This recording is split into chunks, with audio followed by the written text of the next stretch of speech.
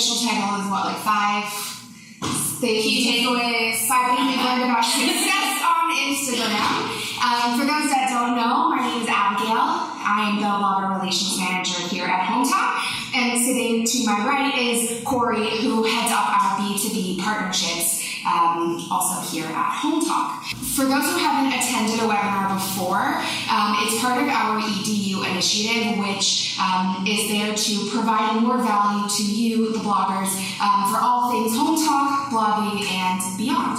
So Corey just took over our Instagram account a few months ago. Do you want to, start? Sure. By how that went? Sure. Okay, so the story with Instagram at HomeTalk is that it was started by an intern a really long time ago, and we had never really invested in it. It was something that no one was really in charge of. It changed hands a lot, and recently we realized that was such a missed opportunity for us, DIY being a very visual field. So our team took it over, and we've done a lot. First of all, because HomeTalk is a pretty big account, we have the ability to work directly with Instagram. So we've been working with Instagram with our representative there, and also utilizing some analytics that I'll touch on a bit later to try and understand how can we use Instagram to fuel our success here at HomeTalk.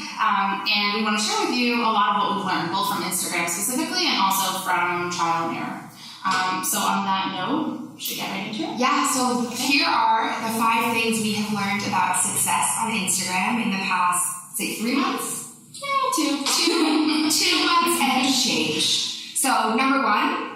Okay, number 1. Not all quality photos are created equal. So this is a really, really interesting one and something that caught me by surprise when I started working on Instagram. So I have a little bit of training in photography. My husband is a journalist and does a lot of photography. And I felt like I know what a good picture is. I know what a good picture looks like. I know how to make adjustments to make sure that the picture looks its best on Instagram. And very, very quickly, I was surprised, sometimes disappointed, sometimes pleasantly, at what actually performed well on Instagram.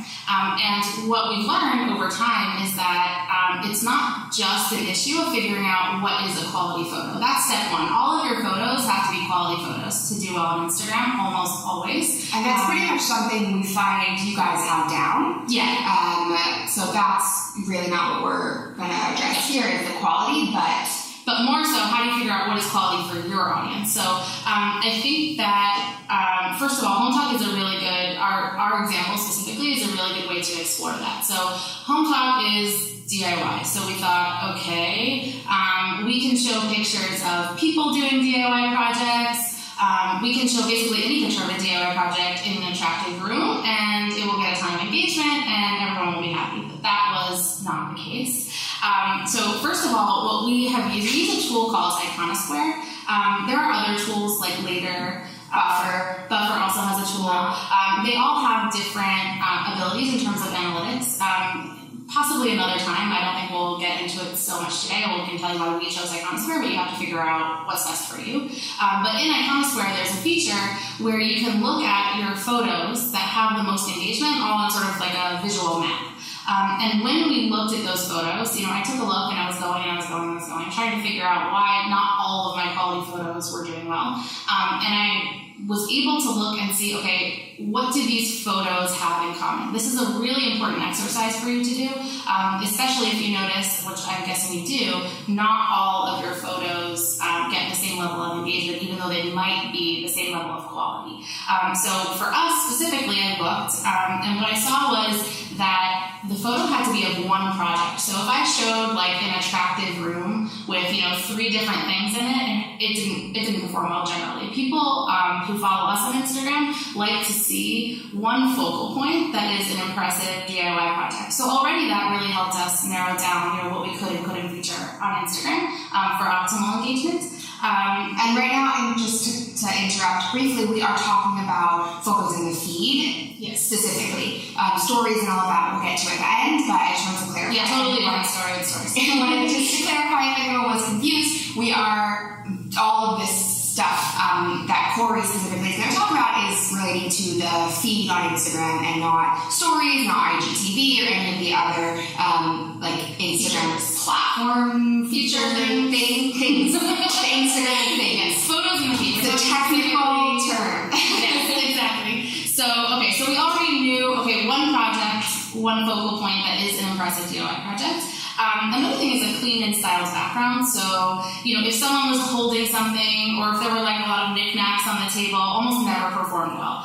Again, that sort of relates to the issue of having one clean focal point. And were you going to say something? Just to that end, though, a styled photo is still important. Yeah, that's what I was going to say. So a styled photo, meaning if we have, let's say, a white table and a white wall and a DIY project, less interesting than when we have, let's say we have, for example, a vanity makeover, right? So there should be a plant or some makeup or something on the vanity that makes the photo a little bit more engaging than just a clean photo of the project. But not all your makeup and all of the plants. Right, exactly. It's finding the balance. Okay? But the point here that we really want to drive home is that that's not necessarily going to be true for your audience. It's not necessarily going to be true for people who are doing Instagram feeds that don't even relate to DIY at all. The point is that you have to figure out, by analyzing what does well on Instagram for you, what are the rules for a quality photograph in your feed. Okay? That's it. Should we move on to the second one? All right, number 2, engagement matters more than the growth of your followers. Do you want to explain what that means? Yes, this is super important. If you only took away one thing today, I think that this would be it. I think this would be it. Okay, so in terms of engagement, this is something that you probably have read before. It's something that people are talking about a lot because relatively recently, Instagram made some changes to their algorithms that really reflect why this is so important. Algorithms. Yeah. Okay, but Instagram is very transparent about this. This isn't something that we had to learn from trial and error. When we spoke to Instagram, they said it very, very clearly. In the old days of Instagram, so when their algorithms were simple, they weren't owned by Facebook, basically, they would see, okay, a lot of people follow Abigail on Instagram, so they probably like her content, so we're going to give her a lot of reach. Very straightforward. And then what happened was that people figured out, all sorts of ways to get a gazillion different followers, whether or not they were relevant to the content that they were posting, and Instagram realized that. And so they said, okay, we need to be more sophisticated about how we understand whether or not this person is posting quality content to Instagram. So they look at engagement. There are a few things that happen in terms of engagement. So one of the most important things to know is that they look at how fast the engagement happens. So let's define engagement. We're talking about likes, comments, scrolling through if you have a carousel post, how much time people spend reading your caption, and saves. I think I covered everything, right? That should be pretty sure. Those are the main engagement actions that happen in your feed. Again, we're only talking about your feed, not your stories. And so when that happens, they have not exactly, meaning when I spoke with our contact at Instagram, they didn't tell us an exact unit of time, but they did say that they pay attention to how quickly that happens. And if you read online, a lot of people talk about the first 10 minutes as being very crucial. We have no way to really verify that, but I try to have that in my mind as a benchmark. And so what does that mean? That means that figuring out your best posting time for the purpose of engagement is super, super important. And that is also one of the reasons it's great to use an additional tool to figure out your posting time, because on Instagram, so I'm sure a lot of you are familiar with the Insights tab. And in the Insights tab, when you look at your audience, so Instagram will tell you this is when most of your audience is online. Okay, that can give you a clue in terms of when you might want to start testing posting times.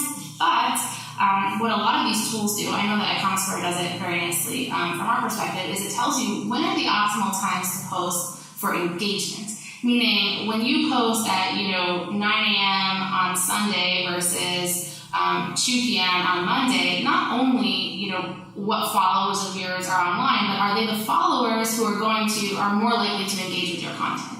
And so if you test a bunch of times over time, you can actually come up with your ideal engagement time, which is way more important than what Instagram tells you is the time when most of your followers are online, because of the fact that engagement weighs so heavily. So the point is also, I think that it's important to note that you want to continue to have a healthy rhythm of getting new followers. But when you go to bed at night and you say, did I succeed on Instagram today? The main thing that you want to be looking at is if you got significant engagement on what you posted on Instagram. Okay, so how do you encourage engagement on your posts? This is an excellent question. I'm glad you asked. Good question.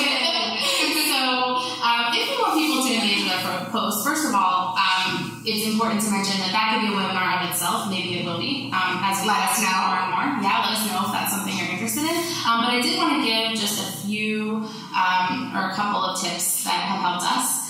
So first of all, asking a question of your audience in every caption. So I've heard from a lot of other people and have experienced this on many occasions, both on my personal account and also on Home Talk, which is, if you ask a question, let's say, what's your most recent chalk painting project, or what's your June chalk painting project, or whatever it is, at the beginning, particularly, you'll hear crickets, right? Like, probably no one will answer, maybe one person, and then you feel a little bit silly, and you're like, why did I do that? I'm not doing that next time. So I actually spoke with our contact at Instagram about this, and she had a very good point, which is that, when you start doing things like that on Instagram, when you kind of change what you're writing or what you're posting and how, you're kind of getting your audience used to it. And she suggested that we stick with it. She said, keep doing it. It's a good method of engagement. It's a good way to get to know your audience, who they are, what they like, what they're interested in. And we know that engagement helps us with our reach. And both on my personal account, which I use as sort of a testing ground for Home Talk, and on Home Talk, I've seen that sticking with that strategy of asking an engaging question of our audience is something that slowly but surely gets more engagement over time. So we really recommend doing that as a rule in almost all of your posts, in an authentic way, but as much as possible, and sticking with it even if at the beginning you don't get the volume of engagement that you would like. Okay, so another thing is to use carousel posts. So the thing with carousel posts is that it's a feature that Instagram developed and they like it. Instagram wants you to use as many of its features as possible. We don't know precisely how much it affects reach, but we know that it does. They're very transparent about that. So for that reason alone, you want to be using carousel posts. But the other thing with carousel posts is that it's a very easy engagement. So if I'm engaged in the first photo and you tell me very quickly in the caption that I can swipe right to view more, then it's a likely engagement to happen, and I don't have to write a comment or even to do anything high barrier in order to engage with your posts. We're going to talk about a few other things later on that also relate to engagement, particularly with regard to the hashtag, so we'll get to that later. But that's basically what I wanted to share about this. Okay. Awesome. That is super helpful, and I think also with specifically about the asking leading questions in the caption, that's a really easy way for you to lead them into answering. If it's just a pretty picture, they might not think, oh, me typing so cute is really going to mean anything, so they just keep scrolling by. But if you pointedly ask them for feedback or to comment, that already gives them an idea of what you're looking for. It just makes it that much easier for them to engage with your content. So, great. Moving on, number 3. Okay. Also super important. Number 3 is super important. Number 3, not all followers are created equal. Okay, so I'm going to tell you a sad story. The sad story is I post-edit some sad music in. Yeah, maybe. Talk violence. Okay, here's the sad story. The sad story is with Home Talk's Instagram account. So as I told you, it was started by an intern who had the best of intentions, and at the time, Instagram was not transparent or really wasn't looking as much at engagement as it is now. So the name of the game was get more followers. Okay, so she did that, and the people who followed her did that also, and Home Talk has a ton of followers on Instagram. And the thing is that we were concerned about that number at the top, how many people are following us, and we weren't so concerned about how interested are they in DIY or in home decor or the other things that we tend to post. And what that means is that it drowns out our engagement rate, right? So if I have 100,000 followers and only 20 people like my post, because most of them are just random accounts all over Instagram, so my engagement rate relative to the number of followers that I have is very low. And that matters a lot. So I'll talk about first why that matters. As we discussed, Instagram is looking at engagement. So if you're collecting followers, you want to be collecting followers that have potential to engage in your content. So if you have a DIY account, you shouldn't be focusing on collecting followers that don't care about DIY, right? Okay, so that's in terms of Instagram's algorithms. It's also relevant to mention here for you guys who are DIY bloggers that brands care. Brands are now very aware that Instagram cares about engagement and that it affects reach. So if I'm a brand and I want to collaborate with you on Instagram, seeing that you have 20,000 followers is not really enough of a story for me to say, okay, I want to collaborate with you. It's worth paying you money to collaborate with you on Instagram. So what they're going to want to know is your engagement rate. So like what percentage of your 20,000 followers tend to engage with your content, right? So if that number is lower, let's say you only have 5,000 followers, but you have much better engagement, you could even be in a better position to work with brands as opposed to someone with 20,000 and a bunch of irrelevant followers. Okay, so let's say, for example, this is that new micro-influencer is like the term that's thrown around a lot now. Yeah, maybe let's address that now. So the thing with micro-influencers is that if you're a brand, okay, so you want to reach as many people as possible by working with influencers. So let's say if you have, I even wrote down an example here, so I didn't have to do math in my head. Okay, so if you are an influencer who has 5,000 followers on Instagram, okay, and you have a 10% engagement rate, average engagement rate on your posts, and I can either work with you, or I can work with an influencer who has 100,000 followers but only has, let's say, 0.02% engagement on the post. It actually could mean that I'll reach more people with the micro-influencer than with the person or the account that has a larger following. So what's happening is that a lot of brands, they've caught on to this, right? That a large following doesn't mean engagement, doesn't mean reach. So they actually work with people who have much smaller accounts with very high engagement. So they can work with 20 micro-influencers as opposed to, two very large influencers who have large followings, and actually reach more people, more of their target audience. So another thing that's worth mentioning there is that you might think that at this point you don't have enough of a following to reach out to brands, but because of that point about micro-influencers, you actually might. And it's definitely worth, if you have a very engaged following, even if it's small, it's definitely worth reaching out to brands and asking if they work with micro-influencers. Okay. And be prepared, though, to come with the numbers. So come with your engagement rate and something that's going to say, okay, I might not have 100,000 followers, but this is why it's still really positive and worthwhile for you to work with me because my engagement rate is X. How do you attract and keep relevant followers? So we know now that having irrelevant followers sort of drowns out our engagement rate, doesn't do us any favors in terms of Instagram. But how do you actually make sure that you're consistently attracting relevant followers? So I want to tell you about a couple of things that we're sure about and that have worked with for us specifically as we're trying to increase the relevance of our followers, given that sad story that I told you earlier about how we got started. Yes.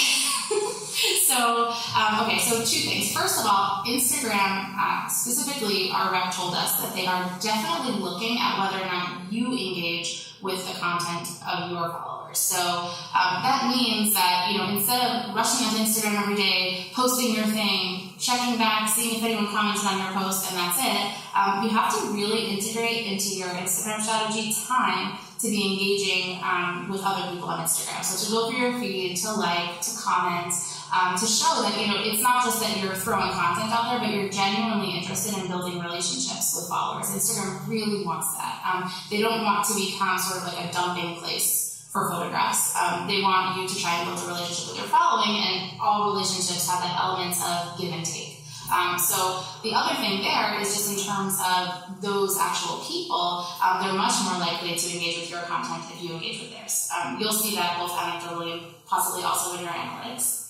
Yeah, I mean, if you think about it from like just a not Instagram specific way, but if you're on their radar, right, if you're engaging with their content in whatever way you are, then they're that much more likely to pop over to your Instagram link and check out what you have to offer. So it's sort of just, popping up and being like, I'm here, pay attention to me. Right. In a more engaging way than just putting your content and disappearing. Right. And also we suspect, again, Instagram didn't tell us directly, but we suspect that in terms of what you see in your feed, that it definitely relates to what you interact with when they show you. I don't know if you've noticed, but this happens to me a lot where I follow someone new and then suddenly there are like 5 or 6 photos of theirs in my feed because Instagram is testing how much do you really like their content. Right. And this sort of thing is definitely proven true for Instagram stories, which we'll cover in a minute. But when you're looking at your analytics for stories, the people who pop up first under like who viewed that particular section, that is ordered based on how often you engage with their content. So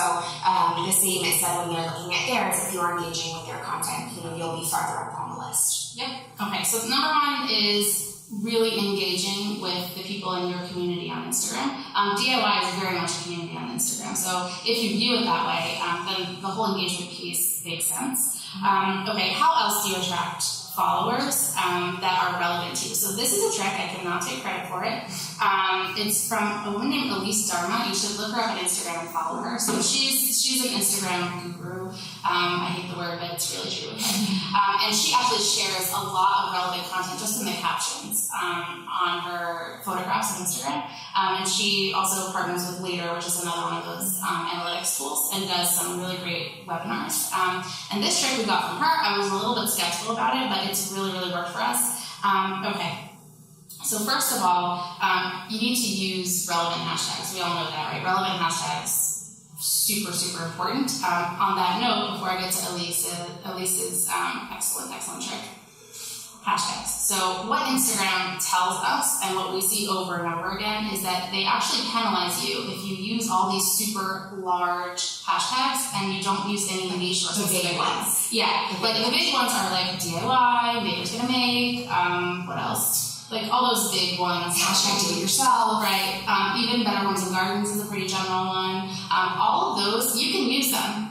You can definitely use them. The Instagram recommends only using a few per post and to really focus on using hashtags that are more specific or niche.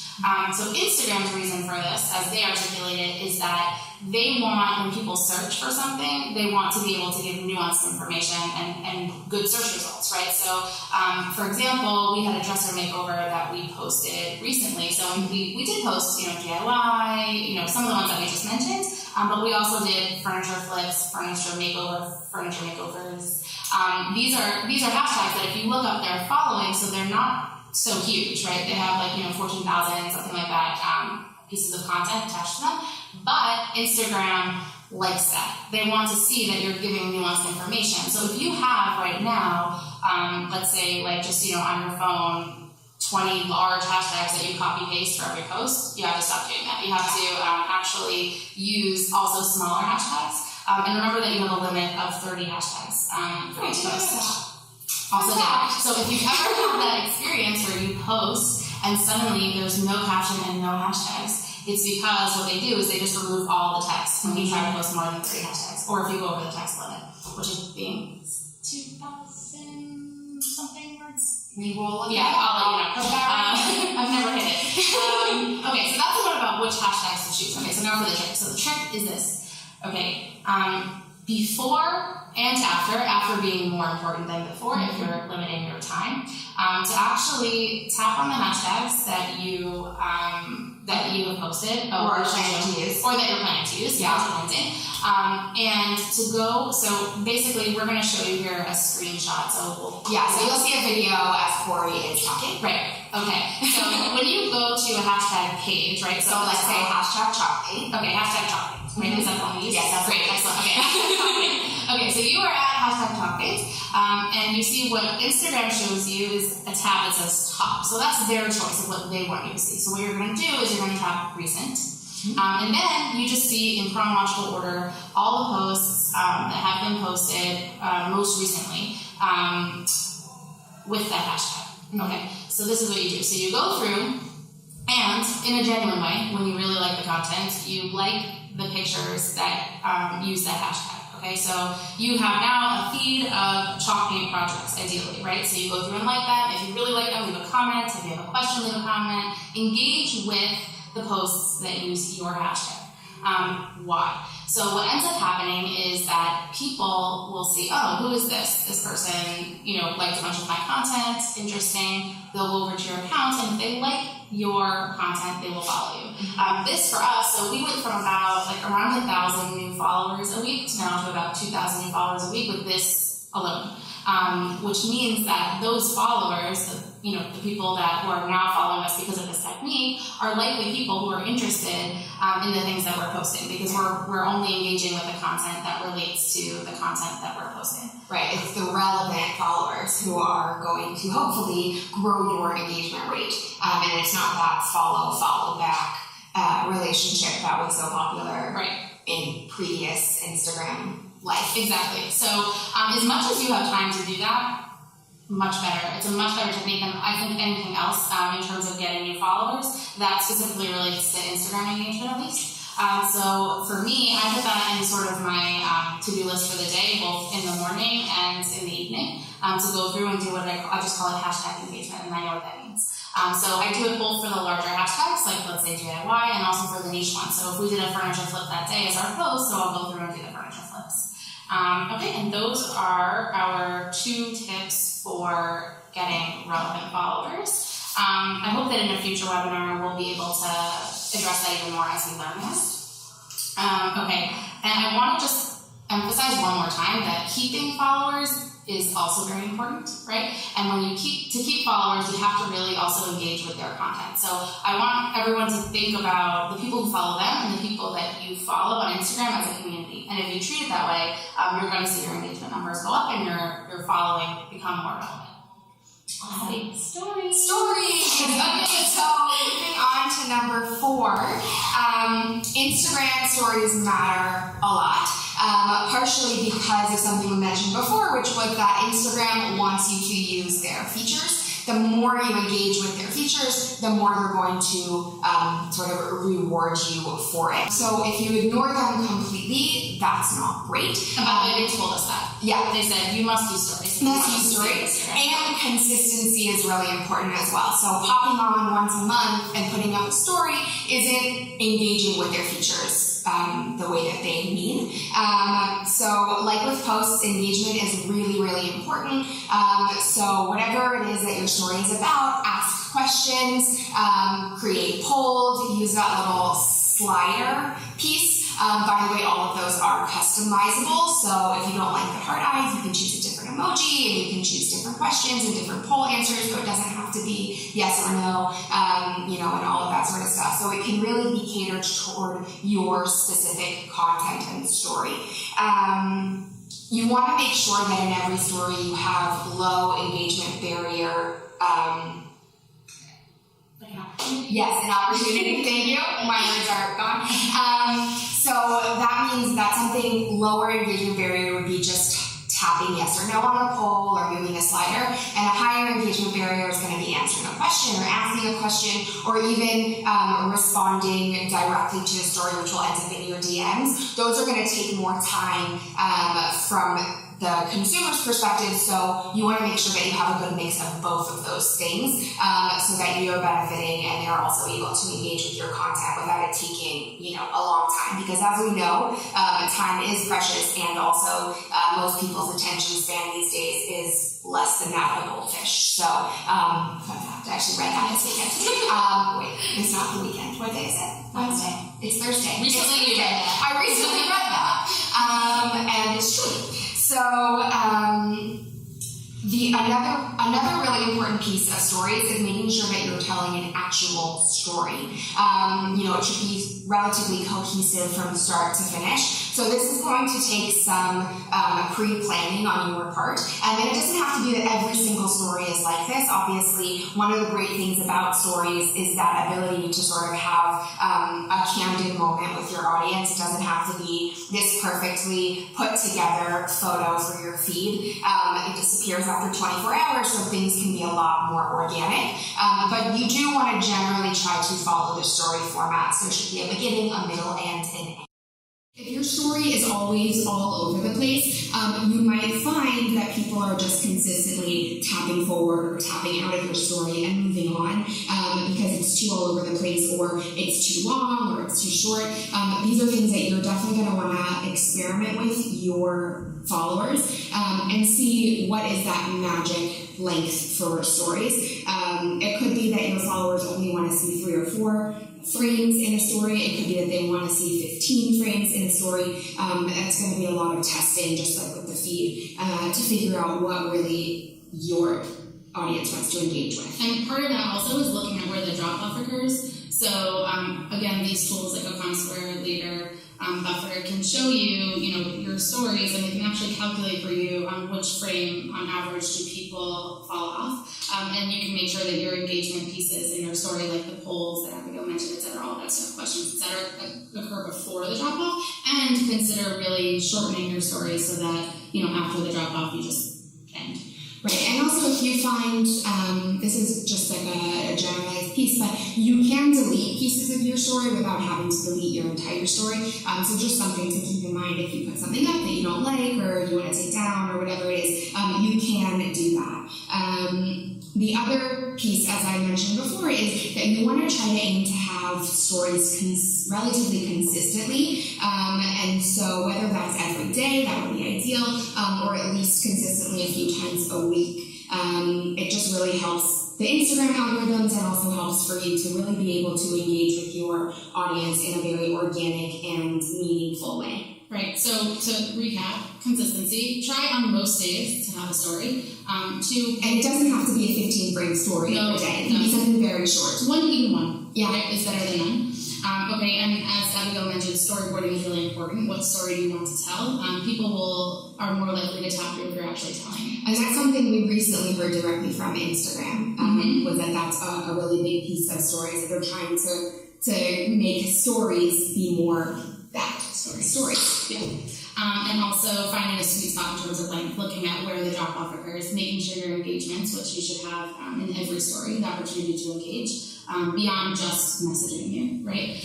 Making sure that, that occurs before the drop-off. Is that it? Great. Okay. And so last but not least is a little bit about how to take your stories to the next level, some things you might not know about stories and the features and abilities that you have in there. Number one, and this is not on my notes, but I wanted to just make a note of it, is that you're not required to do all of your editing and everything in Instagram. You can use external programs to edit your photos, or to, if there's, let's say, a font you want to use that isn't on the Instagram app, you can do it on a different application or on your computer. Just make sure that obviously your photo size is the right size and all of that, which is 16 long by 9 wide, which is the exact opposite of usual cameras. So you can also always invert your content. So number one was something I actually just learned like a week ago, and I'm obsessed with it. I was really excited to learn it. And that is how to create rainbow text. Instagram does have on their hashtag stickers, they have a rainbow one, but that's specifically for the sticker. So if you wanted to create that kind of text effect for other text that you're putting up onto your story, it's relatively simple, but does take a little bit of maneuvering. So what you're going to want to do is write your text, whatever word you want. In this example, I write rainbow text. It's pretty straightforward. And you're going to want to highlight the whole word that you're using, or phrase, or whatever it is that you want to rainbow. And then you'll also want to, on the color wheel at the bottom, press and hold on one of the colors. That will bring up the entire color spectrum. An additional tip, if you did not know, you are not stuck on those circles that they give you. They have the entire color spectrum. And so you're going to want to hold the ends of the highlighted text and the color at the same time, and then slowly drag your fingers to the left, or I would assume you're starting on that side of the color wheel. If you're starting on the other side, you'll drag your fingers in opposite directions. But basically, you're moving from one color to the next as you move from one letter to the next. And the only text that will change color is the text that is highlighted. So it's pretty easy. It's going to take a little bit of fine-tuning, and then you'll be able to get through those in just a second. So that's a really fun one that I love. Another thing that you can do on the text specifically, so if you're only looking at, you only want to put up text, you don't have a photo or a video or anything on your story, but you don't love the backgrounds that they give you. Let's say you want to use the modern text, that all caps text, but you don't want that ombre background. What you'll want to do is do everything like normal, choose whatever ombre background you want, and then once you've moved on to the editing portion of the frame, go to the little marker up in the top right. If you're on the main pen, just click any color you want, press and hold in the background, and that will fully change the background. It'll be an opaque color of whatever you chose. If you want it to be not opaque, what's that word? No. See-through? Transparent. If you want it to be transparent, click on the highlighter and press and hold, and that'll give you a transparent wash. And if you press and hold a second time, it'll be slightly darker. And then if you press and hold a third time, you'll get to the opaque piece. There's a lot of fun that you can do with that. If you have, let's say, you're not looking at text, but you have a photo and you want to really like highlight a specific part, you can do a color wash over it and then, let's say, erase the color from the part that you want to focus on. It's just a lot of fun things, new and interesting ways to kind of use the tools at your disposal. Another thing that you can do in stories is share one of your posts or someone else's post. All you have to do is go to the post in question, and that little airplane that lets you send posts to friends in direct message, you can also, there's an option there to share it in the story itself. And then that way, instead of saying, hey, I have a new post, go check it out by clicking over to my profile, you can put that post right there, and all they have to do is click the photo. It'll take them directly to the post. So it's slightly lower engagement barrier. They don't have to click through as many times. And it's also a great way to sort of highlight content you have in other places on Instagram. The last thing that I wanted to mention was you do have the ability to mute stories. This could be relevant if you have, someone who you follow but aren't engaging with a ton but don't want to unfollow because you still want to see their, let's say, their feed posts, but you're not necessarily as interested in their stories. You can mute the story and still continue to receive the feed posts. All you have to do is click and hold on the little circle, and it'll bring up the option to mute. You can always unmute by going back to the profile and clicking unmute. So those are just a few little things. I'd love to hear from you guys if you have tips or tricks or fun little Instagram hacks, I guess, that you guys use. We're always looking to learn more. And so with that, brings us to the end of our webinar. Okay, so a few things that we wanted to mention. First of all, so I assume most of you are DIY bloggers, and as you know, we do feature DIY blogger content on our Instagram feed. That's where we get most of our awesome projects. And if you're interested in having some of your projects featured, please feel free to either DM us on Instagram or to send an email to Corey@hometalk.com. That's C-O-R-I. One I, but emphasis on the I. If you just send it to us, and what we do is we tag you in a photo and we make your handle the first word in the caption, which hopefully gets you some new followers and some relevant followers, since the people following us or engaging at least are interested in DIY. So you can feel free to send us those, and we're also open to many other types of collaboration. So if you have any ideas, things like takeovers, lives, giveaways, things like that, anything that you want to discuss, we're very open at this point to discussing with you guys. Yeah, and we really love to work with the blogger community more on Instagram. Totally. You guys are awesome. I'm not just saying that because I'm the blogger relations manager. Yeah, definitely send Corey an email. You can send me an email, Abigail@hometalk.com, if there's anything you want to talk about, or if you have any any questions about this or any of the other ways to get involved on Home Talk itself, we have a bunch of programs. Many of you are already part of them, which is great.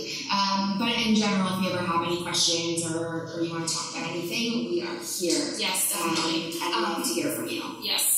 And I just want to mention that for those of you who are actually registered for this webinar, so we're definitely going to send out a feedback form to you. And we really, really want your honest feedback. We're always trying to make our webinar content more valuable and more interesting for you guys. So if you could just tell us what was helpful, what was not helpful, that would be extremely helpful. The other thing is that lots of helpful.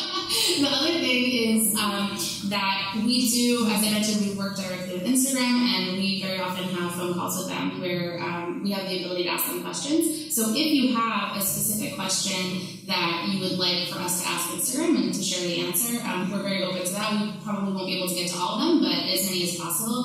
So you can either email us after this webinar, or you'll have a spot to include that on the feedback form for the webinar. And I think that's it. Have we reached the end? It is. We have reached the end. Okay. Excellent. Thank you guys so much for joining us. Yes, and it really has. Also really sorry it's a little bit delayed. Yeah, sorry. And thank you guys so much for being patient and sticking with us. We really appreciate that. And, we'll be sending you that email shortly. And in general, if you have other things that you'd like to see us do webinars on, please include that as well, so that we can make sure that the content we are creating for you is relevant. Great. Thank you guys. See you guys later.